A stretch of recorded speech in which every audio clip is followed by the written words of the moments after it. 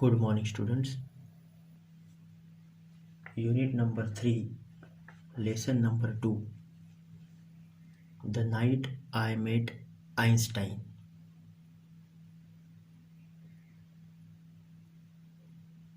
Jerome Wedman.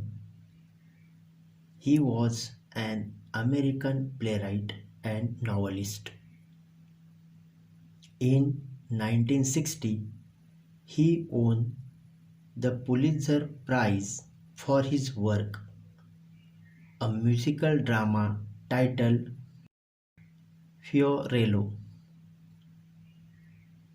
His book, I Can Get It For You Wholesale, has also been used for a movie of the same name. Students, in this lesson, the writer has given us information about the greatest scientist, Dr. Einstein. Though he was the greatest scientist, but in his life he had also given a lot of importance to music. The writer has also given us information about how did the writer meet to Einstein. It was a great experience for him.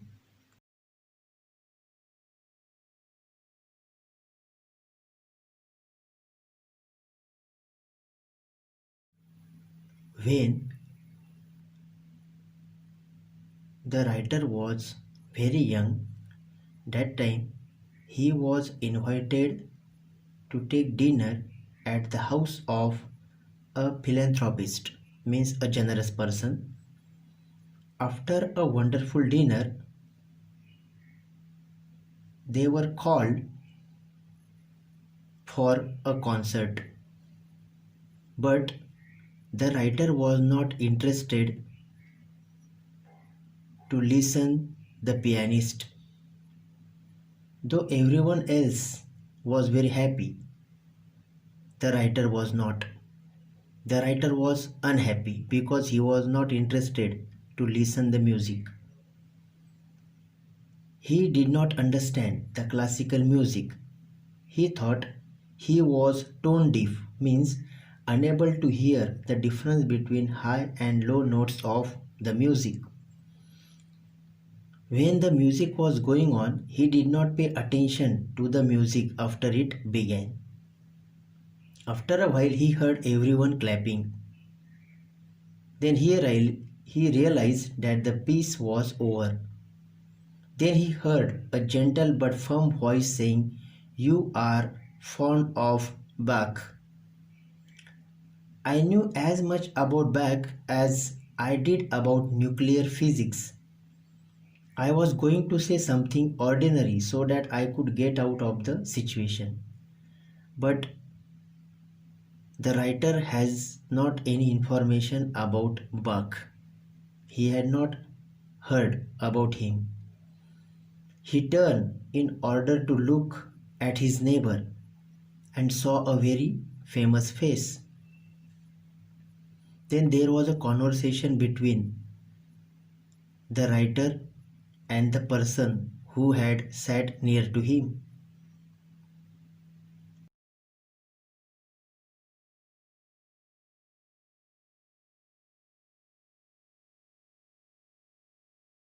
The person asked him, "You have never heard of Bach?" Writer said, "No, I am tone deaf. I am not interested in music." Then the old man got up. He said to the writer, "Come with me." So writer went with him. He took the writer into a room which had a gramophone. Students, gramophone means a machine for playing recorded music.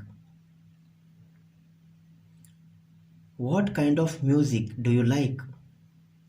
Writer said, "Well, I like songs that have words and the kinds of music where I can follow the tune." The old man said, You can give me an example, perhaps, writer said. I like to listen anything by Bing Crosby. Students, Bing Crosby, he was an American singer and actor. Then the old man asked, can you please tell me what you just heard? The simplest answer seemed to be to sing the lines. First, the writer heard the song which was sung by Bing Crosby, and later on he tried to sing the song. The old man smiled. You are not tone deaf. He said, you are the good listener. Then the writer told the old man, this was one of my favorite songs, something I had heard hundreds of times, so it didn't really prove anything. Students, that old man was Einstein. Then Einstein said to the writer, nonsense, it proves everything. Do you remember your first arithmetic lesson in school? Suppose at your very first contact with numbers, your teacher had ordered you to work out a problem in, say, long division or fractions. Could you have done it? Writer said, no. Exactly, it's like learning maths. You have to learn addition, subtraction in order to do multiplication and division. It was John McCormack singing, the trumpeter, sing that back, he ordered. And we went on from level to higher level until he was playing just music without words. I was amazed that this great man was paying complete attention to me. The writer was surprised. He listened a lot of songs. I was the most important person in this world. The old man, Einstein, had given a lot of importance to the writer. And suddenly he got up and turned off the gramophone. Now, young man, we are ready to listen to Bach. We went down and sat into the hall. The old man, Einstein, said to the writer, just allow yourself to listen. I have heard that piece many times since that day, but I am never alone. I am sitting beside a small man with a shock of untidy hair and pipe in his mouth. Students, the writer had not information that the old man was Einstein. When the concert was over, suddenly the hostess came near to them. She said, I am so sorry, Dr. Einstein, that you miss so much. Students, writer was surprised when he heard the name of Einstein, because Einstein was the greatest scientist.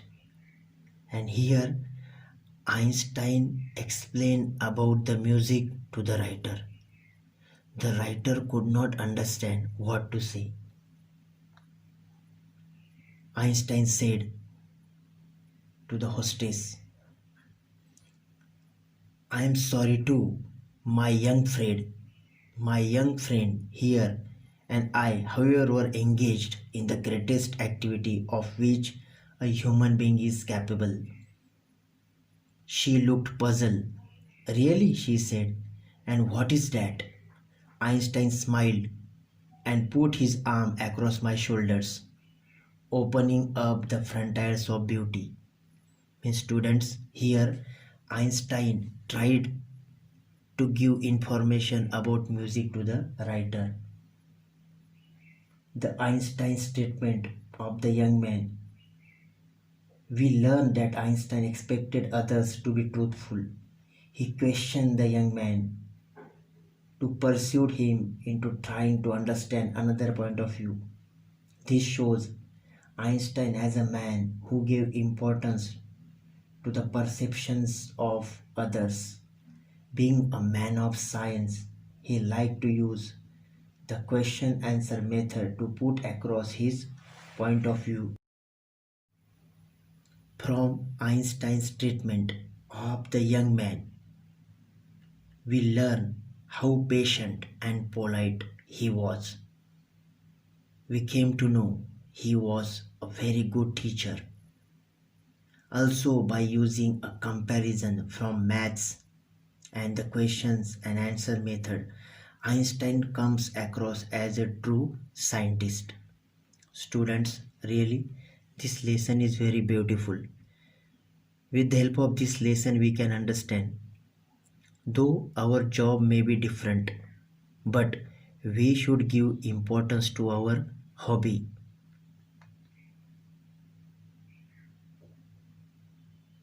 Einstein was the greatest scientist. Though he was scientist, he was interested to invent the new things, but he was also a good listener. He had also given a lot of importance to music in his life. Like this, we should try to give the importance to our hobby. Thank you very much.